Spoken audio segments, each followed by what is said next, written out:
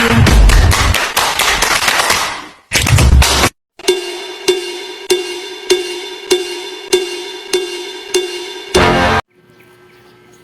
day, student.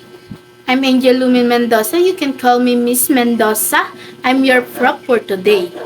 So, our topic is all about poll tax. So, before we start, any idea about poll tax? You can raise your hand. So, sino yung gustong sumagot?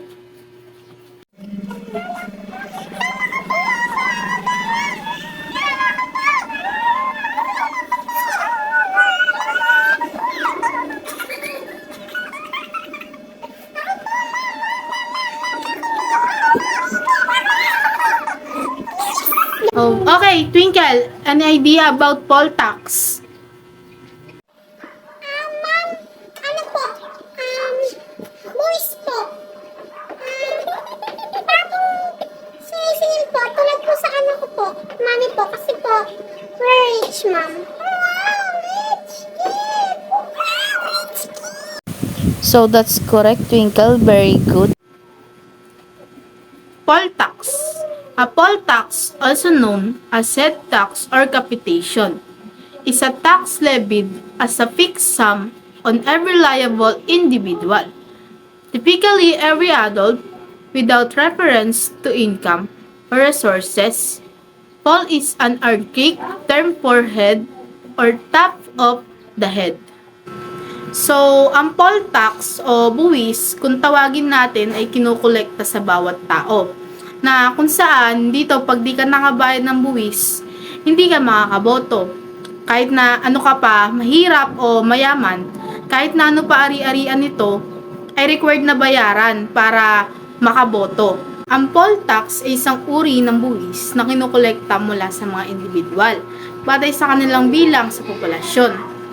Sa Tagalog, ito ay tinatawag na buwis sa populasyon o buwis sa bilang ng tao.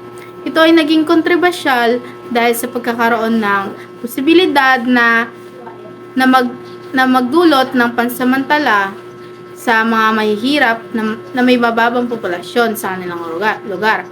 Ito rin ay nagdudulot ng pagkakaiba sa mga bayarin ng buwis sa pagitan ng mayayaman at mahihirap.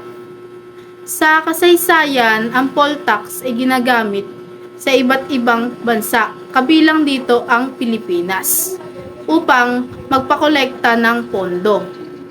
And ang poll tax ay isang buwis batay naman sa populasyon, hindi batay sa trabaho nila. Kaya di patas to sa mga mahihirap, bali mahihirapan sila magbayad kasi mahirap sila. Ayun nga, may sinasabi din dito na baka mapagsamantalahan yung mga mahihirap na may mahabang populasyon. Like pag di nila kayang bayaran, makukulong sila.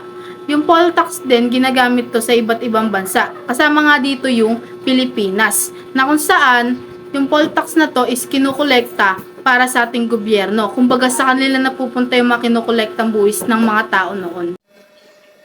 Ma'am, kailan po nagsimula yan? Hindi ko kasi alam eh. So, saan at kailan nga ba ito nagmula? So, ipinatupad ito noong 1318 ng mga Espanyol. At nagtapos ito noong 1964 kasi pinagbawal ng pamahalaan yung ganong pagpataw ng buwis sa mga botante. May example dito. So, yung example na lang dito yung sedula. Yung sedula dito, nakikita yung identification natin. Diba? Like yung name natin and kung ano yung birthday natin and kung ilang taon na tayo. Ginagamit itong sedula para malaman yung mga identity natin. So, under Article number 3, Section 20 of 1987, Philippines Constitution, no person should be imprisoned for a debt or non-payment of a poll tax. So, bakit nga ba sinabatas ito? So, ayun. Kaya sinabatas ito, probisyong ito, dahil upang protektahan ng karapatang pantao ng individual at para maiwasan ang pag-aabuso sa nasabing batas. Dahil na po nung ito, kumbaga marami na ang nakukulong sa kadahilang hindi pagbabayad ng tax or buwis sa ganitong paraan. Hindi lamang na ipapakita ang pag-aalang sa mga karapatang pantao ng bawat tao, kundi nakakatulong din to sa pagpapalakas ng ekonomiya at kahandaan ng mga mamamayan na magbigay ng kanilang kontribusyon sa bayan. So, makakabuti nga ba yung poll tax na ginawa ng Espanyol noon sa atin? Para sa akin, hindi to nakakabuti. Kasi 'di ba, syempre paano na yung mahihirap? Wala silang pambayad, paano nila mabibigay yon para lang makabayad ng buwis? Need pa nilang magbayad ng buwis para makaboto sila. So, tapos na tayo sa poll tax. Next topic naman tayo is all about Declaration of Principle. So, we have 6 Declaration of Principle. Section 1. The Philippines is a democratic and republican state sovereignty reside in the people and all government authority emanates from them. So, balik dito sa section na ito, dito yung pangunahing prinsipyo ng pamahalaan ng Pilipinas na kung saan itinatag sa mga demokrasya at tuntunin ng batas. Dito binibigyan din ng makapangyarihan ng mga mamayang Pilipino. So, halimbawa nga nito is yung pagboto natin. May karapatan tayong bumoto at piliin yung para sa atin na mapapaganda at mapapaayos ang bansa natin. Section 2. The Philippines renounces war as an instrument of the national policy adopts that generally accepted principle of international law as a part of the law of the land and adheres to the policy of peace, equality, justice, freedom, cooperation, and amity with all nations. So, dito sa section 2, idineklara dito ang pangako ng Pilipinas ay kapayapaan. Kumbaga, binigyan din dito na ang bansa natin hindi makikibahagi sa agresibong digmaan. And mas pipiliin na lang na malutas kaysa magkadigmaan. Kumbaga, mas mabuting ayusin na lang sa maayos na paraan para hindi na lumala. And yung example nito is ating former president na si Duterte. Inisip niya muna yung bansa natin kaya di siya bumalag sa China at hindi siya nagpatulong sa Amerika, kaya ginawa ni President Duterte, kinausap yung president ng China para mag-usap tas magkaisa na lang. So next, civilian authority is at all times supreme over the military. The armed forces of the Philippines is the protector of the people and the state. Its goal is to secure the sovereignty of the state and integrity of the national territory. So, dito naman, yung mga militar, sila yung nagpuprotekta sa atin sa mga ari-arian natin, sa mga mamayan at bansa natin.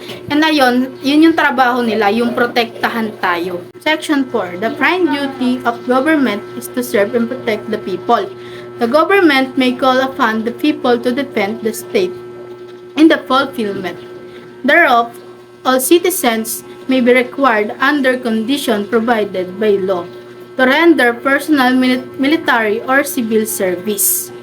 So, dito naman is may batas na ang mga tao din ay pwedeng maging sibil para maprotektahan ng bansa natin. Pwede din silang magserbisyo as militar. Halimbawa is kapag may mga sakuna, kung kaya ang mga tao ay dapat tumulong. Section 5. The maintenance of peace and order, the protection of life, liberty and property, and promotion of the general welfare are essential for the enjoyment by all the people of blessings of democracy. So, dito sa Section 5 naman, responsibilidad ng pamahalaan na maging maayos ang bansa at proteksyonan ang mga karapatan ng mga mamayan para maging maganda ang takbo ng lipunan para na din di magulo. And halimbawa nga nito is mga batas na dapat may karapatan ng mga tao para maging maayos ang bansa natin. So next, Section 6. The separation of church and state shall be inviolable. So dito, yung pamahalaan kasi may sinusunod niya na batas na iba sa simbahan. At simbahan naman may sariling batas katulad sa Bible. Kaya dapat hiwalay sila kasi iba yung dalawa. Yan yung iba yung kumbaga iba yung paniniwala nila. Kaya pag pinagsama baka mag-away pa, hindi mag-agree sa isa't isa. So this is the end of our topic. So sana may matutunan kayo sa aking mga diniscuss, sa aking mga sinabi. Finger and clover, they go together. Finger and clover, my love affair. So, hindi, teacher na. Apple tax. Hindi, poll tax na yan. So, under Lahat sisimot at sarap ay uusin. Number So, ng clover, no. my clover fix. So, under article. Lahat sisimutin sarap ay So, under article sa isang buwis, batay na lang naman. Sana may matutunan kayo sa aking mga diniskas, sa aking mga sinabi. Amen. Lahat sisimutin, sarap ay ubusin. Number love affair. Dahil, bang bagal eh. Hindi na tayo nag-take 2, take 3, take 5.